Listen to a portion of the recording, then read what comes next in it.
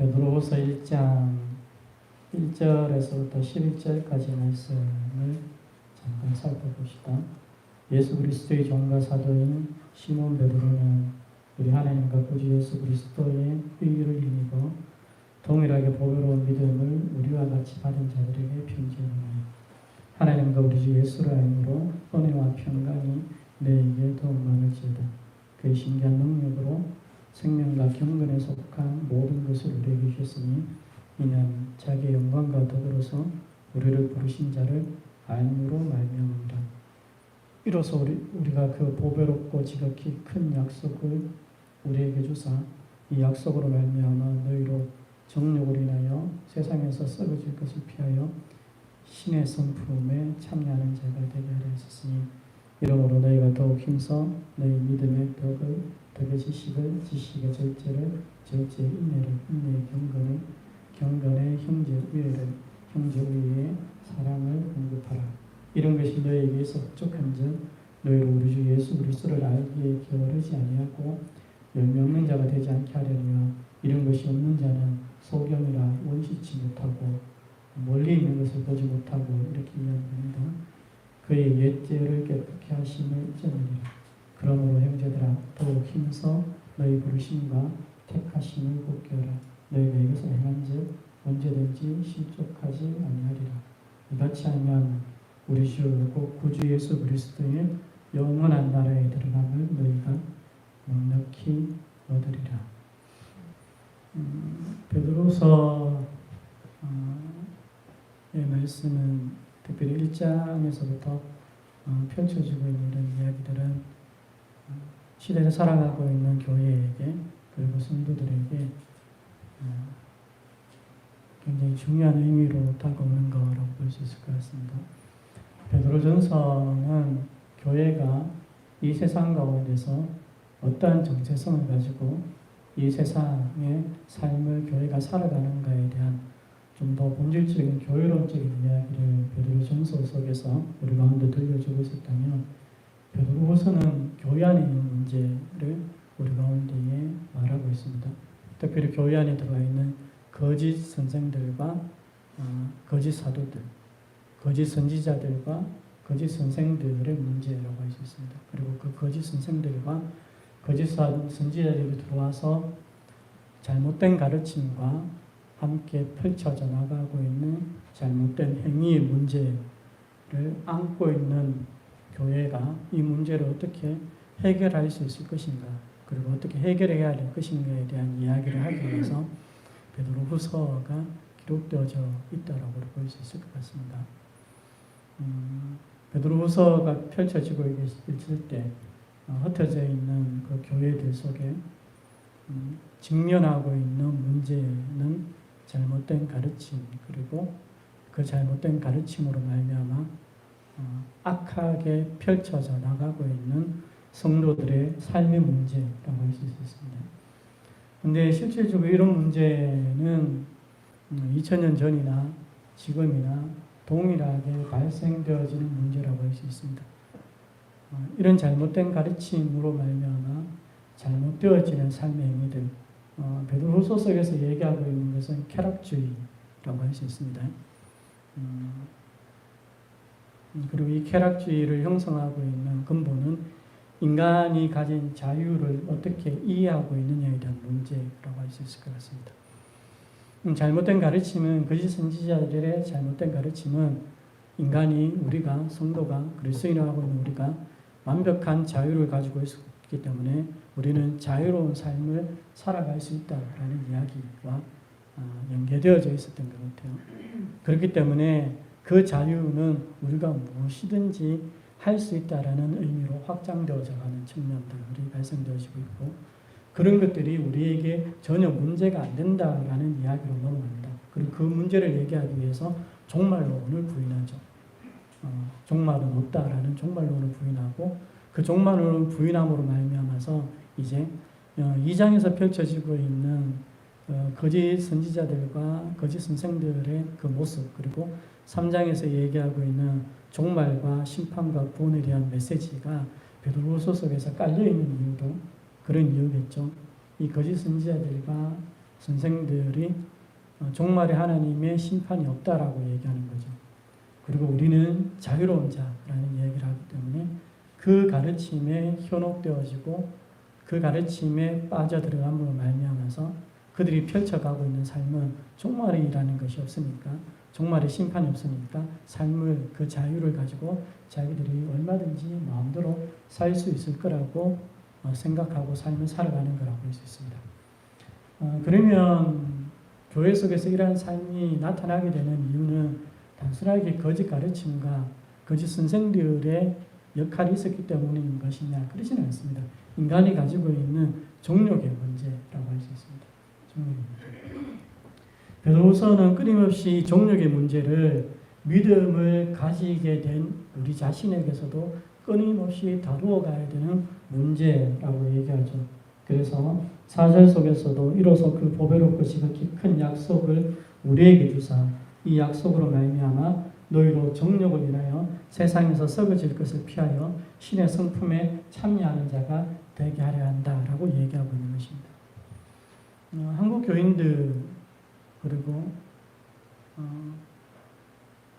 교회가 오해하고 있는 일 가운데 하나는 우리가 믿음을 받았다라는 것이 도대체 무엇을 의미하는가에 대해서 잘 생각하지 않는다라는 것이라고 할 수 있겠죠. 제가 고등학교 2학년 때 처음 교회를 갔을 때도 내가 예수를 믿기 때문에 나의 구원은 이미 우리 가운데 주어져 있고, 그리고 이 구원은 내가 어떤 삶을 살아가든지 관계없이 이 구원은 내게서 떨어지지 않는다라는 이야기가 굉장히 팽배하게 있었습니다. 지금은 이제 그런 이야기가 여전히 한국 교회의 주류를 형성하고 있다고도 볼 수 있겠지만, 지금은 그 많은 학자들이 다른 이야기들을 많이 하죠. 특별히 벌신학 쪽에서는 세간점 학파들이 그런 이야기를 많이 했었고요. 던이나 라이트나 이런 사람들이 결국에서 하나님께서 우리 가운데 요구하고 있는 삶에 대한 이야기들을 굉장히 많이 했었습니다. 1절에서 말씀드렸던 것처럼 칭의와 성화를 한국 교회는 교묘하게 분리해 놓고 있습니다. 성경은 칭의와 성화를 한 번도 분리한 적이 없다라는 것을 우리가 이해하는 것들이 필요하다고 했잖아요. 그렇죠? 그래서 말씀드렸던 것처럼 로마서의 1장과 로마서의 16장의 처음과 마지막에도 믿음의 순종이라는 이야기를 통해서 플로지오를 형성하고 있다고 했지 않습니까? 그러니까 믿음의 순종이라는 것은 칭의와 성화가 하나로 뭉쳐져 있다는 것을 얘기합니다. 믿음으로 말미암아서 하나님께서 우리 가운데 요구하는 것은 순종이라는 거죠. 그걸 함께 묶어서 믿음의 순종이라는 것을 요구하시는 것이라고 우리 가운데 얘기하고 있습니다. 근데 한국 교회 속에는, 한국 성도들 속에서는 믿음과 이 순종을 여전히 예민하게 구분하려고 합니다. 그러니까 이게 어디서부터 이런 전통이 한국 교회 속에 뿌리 깊이 박혀 있는지는 잘 모르겠지만, 이로 말미암아서 어떤 목사님들은 그런 얘기까지 한다고 하잖아요. 네가 사람을 죽여봐라. 네가 구원해서 떨어지나. 뭐 이렇게 얘기하는 거죠. 그러니까 정말 미친 이야기를 하고 있는 현실이라고 볼 수 있는데, 이렇게 자극적인 이야기가 아니더라도 한국교회 수많은 성도들은 그런 뉘앙스를 가지고 있습니다. 믿음과 칭의라고 흔히 얘기하고 있는 칭의와 성화를 구분하는 거라고 볼 수 있는 거죠. 그러니까 내가 칭의를 받았다는 것이 어떤 의미인가에 대해서 생각을 하지 못하는 거죠. 성경은 믿음과 순종을 나누지 않음에도 불구하고 우리는 믿음과 순종을 나누려고 하고 칭의와 성화를 나누려고 하는 거라고 볼 수 있습니다. 그래서 내가 믿으면 모든 것이 끝이라고 생각하는 이상한 생각을 한국 성도들이 많이 가지고 있죠. 오늘 우리가 보고 있는 베드로서의 이야기도 얘기되어지지만, 우리가 하나님과 예수 그리스도의 의의 결과로 말미암아서 보배로운 믿음을 받는 거죠. 우리는 여기서 시작되어집니다. 믿음은 하나님과 예수 그리스도의 의의 결과물로서 우리 가운데 주어지는 거죠. 그러니까 믿음은, 첫 믿음은 주어지는 거라고 볼 수 있습니다. 그렇기 때문에 이것은 보배로운 믿음이라고 우리가 부를 수밖에 없는 차원이라고 할 수 있겠죠. 그러니까 믿음의 시작은 삼위 하나님이 시작하시는 거라고 얘기할 수 있습니다. 근데 그 믿음, 하나님과 삼위 하나님의 의의 결과로 말미암아 우리 가운데 주어지게 된 이 믿음은 그러면 거기에서 끝이냐? 그렇지 않습니다. 베드로서가 얘기하고 있는 장면은 그 믿음이 어떤 방향성을 가지고 어떤 걸음을 걸어가야 하는 것인가에 대해서 우리 가운데 얘기하고 있는 거죠. 특별히 4절 속에서 결론적으로 얘기하고 있는 것은 단순하게 표현하는 거죠. 믿음을 받은 우리는 정욕을 따라가지 않고 정욕을 피하여야 하고 썩어질 것을 피하여야 한다라고 얘기하고 신의 성품을 이루고 신의 성품을 이루기 위해서 쫓아가고 힘써야 된다는 것으로 굉장히 단순하게 얘기합니다. 단순하게 얘기하지만 굉장히 본질적인 이야기라고 볼 수 있는 거죠.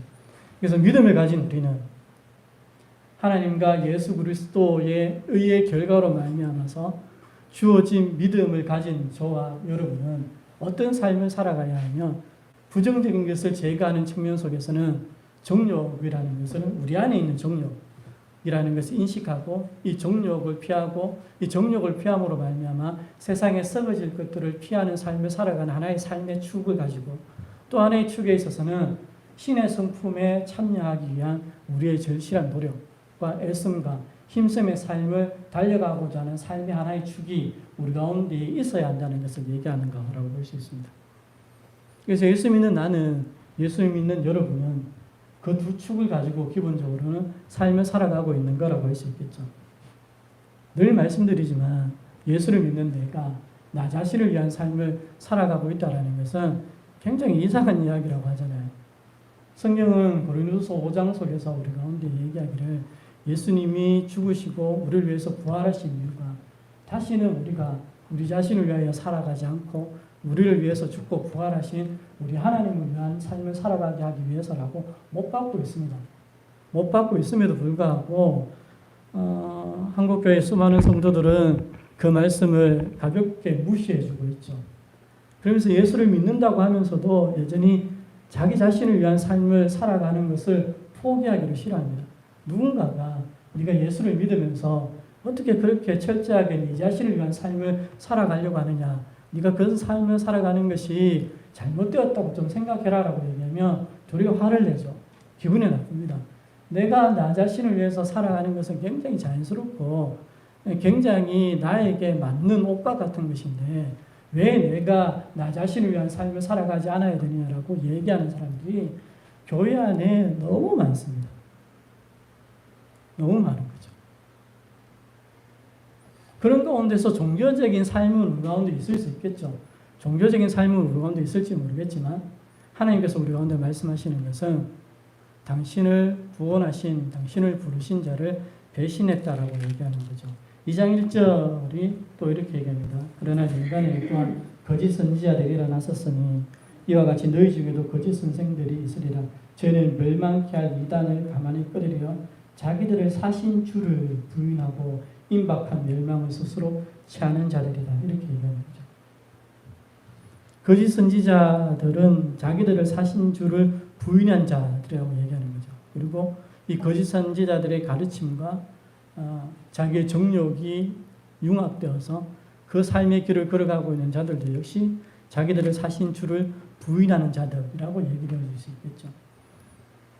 역사 속에서 배교는 끊임없이 일어납니다. 역사 속에서 배교는 끊임없이 일어나고 역사 속에서 끊임없이 배교가 일어나는 이유는 인간이 자유의지를 가지고 있기 때문에 그렇습니다.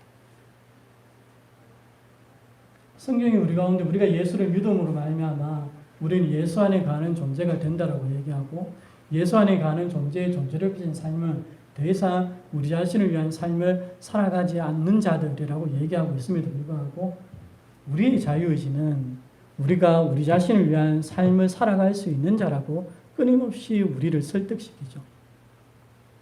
그래서 우리가 우리 자신을 위한 삶을 살아가는 것을 당연하게 받아들이는 쪽으로 우리의 삶은 움직여가는 거라고 볼 수 있습니다. 그 자유가 우리 가운데 주어진 자유라는 것이, 자유의지라는 것이 어떤 것인가를 우리가 생각하지 아니하면 우리가 그런 삶을 살아갈 가능성이 굉장히 많아지게 되는 거라고 볼 수 있습니다. 베드로서가 우리 가운데 들려주고 있는 것처럼 하나님과 예수 그리스도의 의의 결과로 우리 가운데 보배로운 믿음이 주어졌으면 그 보배로운 믿음으로 말미암아서 하나님께서 우리 가운데에 하늘에 있는 모든 것으로 부어주시고 그의 신기한 능력으로, 신적 능력으로 이렇게 생각하시는 겁니다. 그의 신적 능력으로 생명과 경건에 속한 모든 것을 우리에게 주셨으나 이게 우리 가운데 주어지고 있는 것들이죠. 주어지고 있는 것들이나 우리가 그 믿음을 가지고 신의 성품에 참여하는 그 삶의 길을 걸어가고 정욕을 피하고 세상의 썩어질 그들을 피하는 그 삶을 살아가지 않는다면 우리 가운데 주어진 믿음이라는 것은 굉장히 허망하게 부서질 수밖에 없음에 대한 이야기들을 하고 있는 거라고 볼 수 있습니다. 한국 교회 안에서 그 마음에 하나님을 두기를 싫어하는 사람들이 굉장히 많은데, 근데 이런 사람들을 다시 복음 안에서 세워나가는 것들은 굉장히 힘듭니다. 그들은 예수님을 믿고 있다라고 확신하고 있습니다. 예수를 믿고 있다고 확신하고 있고 자기가 예수를 믿는다고 확신합니다. 그런데 자기 자신은 자기 자신을 위한 삶을 살아가고 있는 것에 대해서도 포기하지를 못합니다. 그러니까 삶은 자기 자신을 위한 삶을 살아가고 있고 살아가고 싶고 이 삶을 포기하기 싫고, 그런데 자기는 예수를 믿고 있다고 생각하는 이 위선 속에서 이 기만과 이 착각 속에서 삶을 살아가고 있는 사람들이 너무나 많고, 이 사람들을 다시 복음으로 말미암아서 새롭게 세우는 것은 굉장히 힘듭니다. 내가 살아가는 삶은 도무지 그리스도인이라는 어떤 흔적을 발견하기가 힘든데, 바울이 얘기하는 것처럼 내가 내 몸에 예수의 흔적을 가졌다라고 얘기하는 그 흔적들, 내가 그리스도인이라는 그 삶의 흔적들이 우리의 삶의 자리에 나타나지는 것들이 있어야 되는데, 나는 여전히 예수를 믿음으로 불과하고 자유라는 자로서 삶을 살아가려고 하고 자기 주장하는 삶을 살아가려고 하고 나 자신을 위한 삶을 살아가고 자기 유익의 삶을 살아가려는 그 삶을 살아가고 있는데도 그 수많은 사람들은 자기가 예수를 믿고 있다라고 착각합니다. 이 착각은 어떻게 벗겨질 수 있을지 잘 모르겠습니다. 다만 오늘은 우리가 다시 베드로서를 말씀을 보면서 동일한 문제 가운데 빠져 있었던 그 시대의 교회에게 사도가 어떤 해답을 들려주고 있는지 이 말씀 가운데 다시 우리를 세우는 거라고 볼 수 있고요. 이 말씀들을 통해서 제가 여러분이 우리 자신을 돌아보고 우리는 도대체 어떤 삶을 살아가고 있는지, 우리는 어떤 착각 속에서 삶을 살아가고 있는지를 생각하는 것들이 필요합니다. 나 자신을 위한 삶을 살아가고 지독한 자기중심성의 삶을 살며 자기 유익을 구하는 삶을 살아가고 있는 내가, 예수를 믿는다고 하고 있는 내가 이런 삶을 살아가고 있다면 도대체 나는 어떤 삶을 살아가려고 하고 있는지에 대해서 생각하는 것들이 필요합니다. 그리고 성경에 비추어서 우리가 얘기할 수 있는 것은 적어도 그럴 수 있는 이 말씀들 앞에서 이런 말씀들을 부르셔올 때 생각은 하게 됩니다. 아멘. 내가 예수를 믿음에도 불구하고 순간순간 자기를 위한 삶을 살아갈 수 있고 자기 욕망의 삶을 살아갈 수도 있고 자기 유익을 구하는 삶을 살아갈 수는 있겠지만 적어도 그럴 수 있는, 성경이 다시 우리한테 말하고 우리 안에 계신 성령께서 다시 일깨워주는 순간이 오면, 다시 오늘처럼 우리가 말씀을 다시 보게 되는 순간이 오면, 아, 내가 잘못 생각하고 있구나, 내가 고집을 피웠구나, 내가 나 자신의 욕망을 추구하는 삶을 포기하지 못하는 삶을 살았구나라고 깨닫기는 할 거라는 겁니다. 아멘. 근데 그것을 못 깨닫는다. 믿는 자가 아닙니다.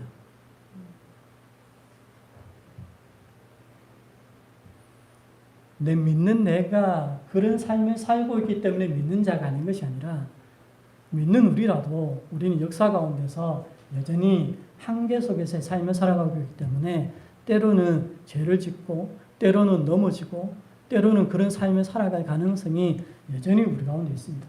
그런 삶을 살아가고 있기 때문에 내가, 여러분이 믿는 자가 아닌 것이 아니라 그런 삶을 살아가고 있음에도 불구하고 그 삶을 당연히 받아들이고 그 삶을 포기하려 하지 아니하고 여전히 그 삶을 욕망하고 여전히 그 삶을 향해서 달려가고 있는 예수 믿는 나의 모습이 그러한 거라면 나는 죽었다 깨어나도 예수 믿는 자가 아니죠. 이로써 그 보배롭고 지극히 큰 약속을 우리에게 주사 이 약속으로 말미암아 너희로 정욕을 인하여 세상에서 썩어질 것을 피하여 신의 성품에 참여하는 자가 되게 하려 썼으니 이러므로 너희가 더욱더 힘써라고 이야기하면서 신의 성품이라는 것이 어떤 것인가를 좀 더 구체적으로 우리 가운데 얘기하고 있습니다. 삶의 이야기라고 볼 수 있겠죠. 하나님의 의의 결과로 말미암아서 우리가 하나님과 관계를 맺어서 우리가 믿음을 받아들이고 우리가 하나님과 관계하는 존재가 된 거죠. 하나님과의 관계 속에서 우리의 존재가 결정되어지는 그 존재들은 그 관계 안에서 존재하는 그 존재론적인 삶을 살아가는데 말씀드렸던 것처럼 한편 속에서는 세상에 썩어질 것들을 피하는 삶, 또 한편 속에서는 신의 성품에 참여하는 삶이라고 베드로서 1장은 그렇게 표현해서 우리 가운데 들려주고 있는 것이죠. 그리고 그 존재들이 삼위 하나님의 의의 결과로 말미암아서 하나님과 관계하게 된 하나님의 백성된 하나님의 자녀된 그 존재들은 구체적으로 어떤 존재론적인 삶을 신의 성품에 참여하는 어떤 존재론적인 삶을 살아가는가에 대해서 이야기가 펼쳐져 가고 있는데 재밌는 것은 힘써서 우리가 이것을 이루어내야 된다라고 얘기하는 거죠. 여러분 이것은 우리가 힘을 써서 힘을 다하여 우리의 온 힘을 다하여서 달려가고 힘쓰고 힘써야 될 영역들 우리에게 주어진 삶의 이야기들이라고 얘기하는 거죠. 예수 믿는 나는 예수 믿는 여러분은 삼위 하나님에 의하여서 보배로운 믿음을 얻은 나와 여러분은 힘써서 살아가야 하는 삶이 있는데 바로 하나님의 신의 성품에 참여하는 삶을 살아가는 그 삶을 위하여서 저와 여러분은 온 힘을 다해서 그 삶의 길을 걸어가야 된다고 얘기하는 겁니다. 그럼 우리는 어디에 힘쓰고 있을까요? 육신의 정욕과 안목의 정욕과 이생의 자랑이라고 표현되어지는 세상 안에 있는 것들. 수많은 그리스도인들이 이제니 세상을 탐하고 세상 속에 보이는 그 어떤 것들, 그럴싸한 그 어떤 것들을 내 것으로 삼기 위해서 우리의 인생을 열심히 달려가고 있는 거죠. 근데 그렇게 달려가는 우리의 삶에 대해서 우리는 도무지 생각이 없죠. 당연한 거라고 생각합니다. 아주 당연한 거라고. 먹고 살아야 되고 먹고 살 뿐만 아니라 좀 더 평화로운 삶을 살고 좀 더 행복한 삶을 살고 좀 더 안락한 삶을 살기 위해서 이것도 필요하고 저것도 필요하고 저것도 필요하다고 우리는 다 생각하는 거죠.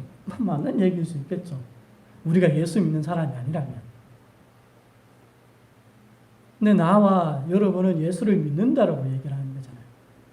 예수를 믿는 나와 예수를 믿는 여러분이 우리의 인생을 송두리째 갈아부어서 쏟아부어야 할 삶은 신의 성품에 참여하는 삶이지 이 세상 가운데서 그럴 때 보이는 아니면 이 세상 가운데서 우리 자신을 위하여서 무언가를 채워나가는 무언가를 얻기 위해서 달려가는 삶이 아니라고 얘기하는 겁니다. 그러나 이런 얘기가 먹고 마시고 자는 것이 불필요한 얘기냐? 그렇지 않겠죠. 그런 필요만큼의 삶을 살아가면 됩니다. 이 땅 가운데서 그리스도인의 삶을 살아가는 여러분의 삶도 필요 정도의 삶을 살아가는 것이 마땅한 거라고 얘기할 수 있습니다. 필요 이상의 삶을 추구하고 바라보는 것은 우리의 욕망과 맞닿아 있는 삶이라고도 볼 수 있는 거죠. 왜요?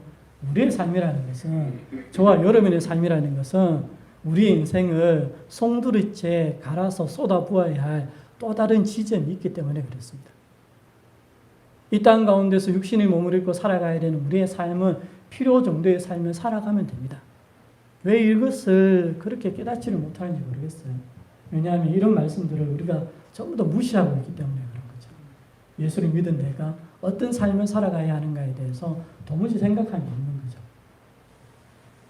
예수를 믿고 나서 그냥 나 자신의 삶을 사는 거죠. 예수를 믿기 전에도 나는 나 자신의 삶을 살았어요. 근데 예수를 믿은 후에도 나는 나 자신의 삶을 살아요. 웃기는 이야기죠, 진짜. 그래서 이사야 5장 속에서도 얘기되어지는 것들이 그런 거죠. 이 백성들이 입술로는 나를 존경하지만 마음은 멀다라고 말씀하시면서 그들의 삶을 적나라하게 고발하는 거죠. 이 땅 가운데서 좀 더 벌고 좀 더 행복하게 살고 좀 더 윤택하게 살기 위해서 땅에 땅을 더하고 건축에 건축을 더하면서 삶을 살아가고 있는 인간들을 얘기하는 거죠. 하나님께서 우리 가운데 그것을 왜 주셨을까에 대해서 생각을 해야 될 거 아니에요. 네 혼자 잘 먹고 잘 살라고 하나님이 그것을 우리 가운데 허락해 주신 걸까요? 근데 수많은 그리스도인들은 그렇게 생각해요. 우리 가운데 어떤 재능이 있다면, 우리 가운데 어떤 무언가가 있다면, 우리가 좀 더 많이 가졌다면 왜 가졌을까요? 우리는 왜 그런 재능을 가지고 있을까요? 생각을 해야 될 거 아니에요. 우리가 그리스도인인데 우리는 세상 사람과 다르잖아요. 아담 안에 있는 존재가 아니잖아요. 이제 우리가 예수 안에 있는 존재가 되었다고 얘기하는 거잖아요. 근데 그 차이가 무엇인지에 대해서 여전히 이해를 안 하려고 하는 거죠. 30평 살다가 60평으로 옮겨가면 그게 그렇게 뿌듯한가 봐요. 그러면서 하나님께서 복을 주셨다고 길길이 날뛰는 우리가 그리스도인 된 것이 어떤 의미라는 것들을 우리가 이해하고 그 의미들이 우리의 삶의 자리에 어떻게 적용되어질 것인가에 대해서 생각하는 것들이 필요합니다. 내게 주어진 것이 내 것이라고 생각하는, 하나님의 복이라고 생각한 채 하나님의 복이라고 딱 정의 내리고 그 모든 것이 내 것이라고 껴안고 살며 살아가고 있는, 힘써서 달려가야 하는 믿는 자의 삶에 대해서 깡그리 무시한 채 삶에 살아가고 있는 것이 우리의 모습인 것을 우리가 생각하는 것들이 필요합니다. 그러므로 너희가 더욱 힘써 너희 믿음의 덕의 지식을, 지식의 절제의 인내를, 인내의 경건을, 경건의 형제우애를, 형제우애의 사랑을 공급하라. 말씀드렸던 것처럼 여기에 공급하라라는 것도 역시 마찬가지죠. 5절에서 얘기하고 있는 힘써라라는 의미와 동일합니다. 붙여서 얘기하면 우리는 힘써 이 삶을 살기 위해서, 이 신의 성품을 얻기 위해서 이 삶에 우리의 모든 에너지들을 다 공급해야 된다라고 얘기하는 거죠. 언제쯤이면 우리가 이런 것들을 좀 생각해 볼 수 있을까요? 나는, 여러분은 우리의 에너지들을, 우리의 힘을, 우리의 의지를, 우리의 마음을, 우리의 감정을 어디에 쏟아붓고 있을까요? 여러분들이 지금 힘쓰고 있는 것이 무엇입니까? 힘써 여러분의 삶에 공급하려고 하고 있는 것이 무엇이냐고 묻는 거죠. 우리는 도대체 우리의 삶에 힘써서 무엇을 공급하려고 하고 있을까요? 베드로서가 오늘 우리 가운데 얘기하는 것은 믿는 자들은 힘써서 이것을 공급하는 삶을 살아가야 된다고 얘기하는 거죠. 11절은 여기에 맞춰서 이런 얘기를 한다고 했잖아요. 이같이 하면 우리 주 곧 구주 예수 그리스도의 영원한 나라에 들어감을 넉넉히 너희에게 공급하시리라. 동일한 단어입니다. 예수 믿는 내가 하나님과 성자와 성부와 성령의 삼위 하나님의 의의 결과로 보배로운 믿음이 주어진 우리들이, 믿는 자된 우리가 힘써서 이 공급하는 삶을 살아가게 될 때 우리 하나님이 우리가 영원한 나라에 넉넉하게 들어갈 수 있도록 우리 가운데에 힘써서 공급해 줄 거라고 얘기하는 거죠. 말씀드렸던 것처럼 행위보험론을 얘기하는 건 아닙니다. 왜냐하면 출발 자체가 우리가 믿음에서 출발하는데 그 믿음이라는 것 자체가 삼위 하나님의 의의 결과로 주어진 것이라고 이미 몫을 받고 있기 때문에 믿음에서부터 시작되어진 우리의 삶이 힘써 공급하는 신적 성품에 참여하는 우리의 삶이 이루어졌다고, 그것이 우리의 행위의 결과로 우리가 영원한 나라에 걸어가는 것을 공급받는다는 얘기가 절대 아닌 것이죠. 다만 역사에 대한 얘기를 하는 겁니다. 역사에 대한 이야기. 그렇기 때문에 우리의 공급함에 대하여서 하나님이 넉넉하게 공급해 주신다고 표현하는 겁니다. 우리가 공급한 만큼 공급해 주시는 것이 아니라 우리의 힘써 공급함을 바라보며 기뻐하시는 하나님의 기쁨이 넘쳐서 우리의 노력에 넘쳐나는 하나님의 은혜가, 하나님의 결과가 우리 가운데 부어진다라는 것들을 얘기하는 겁니다. 역사에 대한 얘기죠. 역사를 우리가 어떻게 살아가야 되는 것인가? 예수 믿는다는 것이 어떤 의미이고, 예수 믿는 우리가, 믿음에 가진 우리가 어떤 삶을 살아가야 하는 것인가에 대한 언약 관계 속에서의 아름다운 이야기들을 우리 가운데 들려주고 있는 거라고 할 수 있습니다. 저도 그렇고 여러분도 그렇고 얘기하잖아요. 우리는 보배로운 믿음을 받았다고. 믿음은 하나님의 선물이라고 얘기하죠. 그 다음은요. 오늘 베드로서가 우리 가운데 그 다음을 얘기하죠. 이 그 다음에 대한 생각이 없었기 때문에 오늘 베드로서가 얘기하고 있는 교회들은, 그 수신 교회들은 거짓 선지자들과 거짓 선생들의 가르침에 홀가락 넘어가죠. 왜 넘어갈까요? 자기의 정욕을 만족시켜주는 무슨 얘기를 하고 있기 때문인 거죠. 우리는 어떤 삶을 살아가고 있을까요?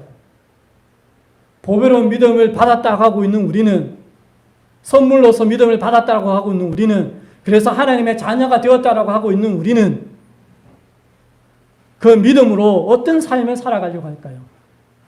이것이 신적 성품에 참여하는 삶이고 세상에 썩어질 것들을 피하는 삶이기 때문에 갈라디아서 3장은 우리 가운데에 믿는 자들 속에 성령이 거하신다고 얘기하는 겁니다. 믿는 자들 속에 왜 성령이 거할까요? 믿음을 가진 우리가 우리의 정욕과 싸우고 세상에 썩어질 것과 싸워서 이겨내야 되고 신의 성품에 참여하는 이 삶을 살아가야 하는 삶을 살아가야 하기 때문에 믿는 우리 가운데는 성령이 계셔서 그 성령으로 말미암아 우리가 믿음으로 말미암아 주어졌던 하나님의 신적 능력으로 말미암은 경건에 속한 모든 것들이 끊임없이 우리 가운데 작동되어서 마침내 우리가 그 나라에 들어갈 수 있는 경건을 얻는 그 삶의 길로 우리를 이끌어가기 위해서 믿는 우리 가운데에 성령께서 거하신다고 할 수 있습니다. 이 삶을 이해할 수 있게 되기를 바라고요. 여러분들이 곱씹어서 우리 오늘 봤던 베드로후서 1장의 말씀들을 다시 곱씹어서 읽어보기를 바라고요. 성경이 도대체 우리 가운데 무엇을 얘기하는지를 읽어보고 알아갈 수 있기를 소망합니다. 아멘. 믿음을 가진 우리는 하나님을 알아가기 위한 삶을 살아가야 합니다. 당연한 얘기죠. 보배로운 믿음을 가진 우리는 보배로운 믿음이 주어진 우리의 삶은 우리의 믿음의 삶은 하나님을 삼위 하나님을 알아가는 삶이라고 얘기되었습니다. 그리고 그 삼위 하나님을 알아가는 삶의 결과물은 신적 성품에 힘써 참여하는 삶이라고 얘기하는 것이고요. 그 결과로 우리 가운데 영원한 나라에 넉넉하게 들어갈 수 있는 하나님의 공급합심이 우리 가운데 주어지는 것이 우리의 역사적 삶이라고 얘기를 하는 거라고 볼 수 있습니다. 믿음을 가진 우리는 우리의 하나님을 알아가기 위해서 어떤 삶을 살아가고 있나요? 하나님을 알아간다는 것은 관계 속에서의 삶을 살아간다는 의미도 있지만 하나님을 알아간다는 것은 신학함이라는 의미도 담겨져 있겠죠. 한국교회가 이렇게 처참한 이유는 하나님을 믿는다 하고 있는 성도들이 지독하게 성경을 싫어해서 그렇습니다. 평생을 예수 믿었는데 성경 일독을 못한 사람들이 성도들이 부지기수로 있는 거죠. 우리가 보배로운 믿음을 가지고 우리가 하나님과 관계하는 존재가 되면 우리는 우리를 그렇게 부르신 우리 하나님을 알아가기 위한 마음의 움직임을 시작할 거 아니에요. 그리고 우리 하나님을 알아가기 위한 가장 좋은 방식은 성경을 읽는 거죠. 기도도 하나의 방식이 되겠지만 가장 좋은 것은 성경을 읽는 겁니다. 뭘 알아야 기도를 할 거 아닙니까? 그래서 한국 교인들의 기도는 엉망진창이죠. 내가 뭘 기도하는지 또 이해하지 못한 채 무언가를 막 기도하죠. 주어진 믿음 속에서 우리가 하나님을 알아가는 삶을 신실하게 힘써서 걸어나가게 될 때 우리의 기도가, 우리의 찬양이, 우리의 삶이 의미를 담아가게 되는 거라고 깨달을 수 있기를 소망합니다. 아멘. 어느 순간 내가 성경을 읽기로 시작하겠지만 궁극적으로 성경 읽기는 내가 성경에 읽혀지기 위해서 읽는 거라고 볼 수 있습니다. 왜냐하면 우리는 자유라는 존재가 아니라 타유라는 존재이기 때문에 그렇습니다. 깊이 여러분들이 성경 읽기 속에서 성경에 읽혀지는 그 놀라운 그리고 그 당연한 삶의 길을 여러분들이 살아갈 수 있게 되기를 다시 한번 바랍니다. 아멘. 오늘 베드로서가 우리 가운데 들려주고 있는 이야기들 속에서 다시 우리가 머무르고 우리가 어떤 삶을 살아가야 될지 베드로서 1장에 들려주고 있는 믿는 자의 삶의 두 축이 무엇인가에 대해서 고민하고 그 삶을 살아가기 위해서 우리 가운데 성령이 가시고 그 성령으로 하나님은 여전히 당신의 신적 능력으로 우리 가운데 부어 넣어주신 그 경건의 역사를 능력의 역사를 우리 가운데에서 지속해 나가신다라는 것을 이해하고 힘써서 이 삶의 자리에 뛰어들고 이 삶을 위하여서 우리가 살아가는 존재라는 것을 기억할 수 있기를 소망합니다.